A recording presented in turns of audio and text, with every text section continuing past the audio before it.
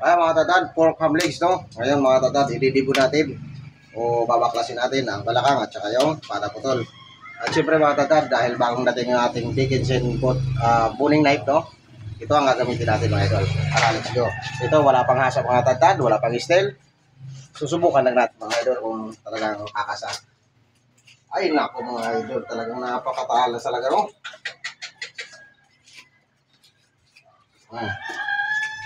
Napakaswabe talaga nito mga idol. Dito naman tayo sa balakang. Yan, no? Talagang sulit. Yan. Wala pang hasa talaga ito mga idol, oh. Napakaswabe. Ngayon mga tatad, diretso display tayo, no? Siyempre, unahin natin yung pinakadulo.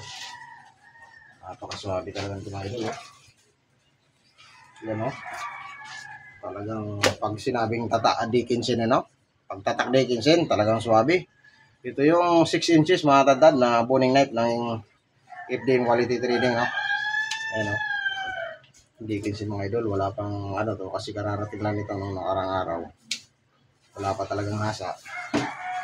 Tsaka hindi ko pa nagagamit to kasi mayroon pa tayo ditong isa, no? Ayan mga idol, napakaganda pag naka Dickinson talaga mga idol.